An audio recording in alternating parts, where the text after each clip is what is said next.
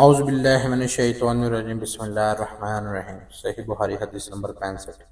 رسول اللہ صلی اللہ علیہ وسلم نے کسی بادشاہ کے نام دعوت اسلام دینے کے لیے ایک ہاتھ لکھا یا لکھنے کا ارادہ کیا تو آپ صلی اللہ علیہ وسلم سے کہا گیا کہ وہ بغیر مہر کے ہاتھ نہیں پڑھتے، یعنی بے مہر کے ہاتھ کو مستند نہیں سمجھتے۔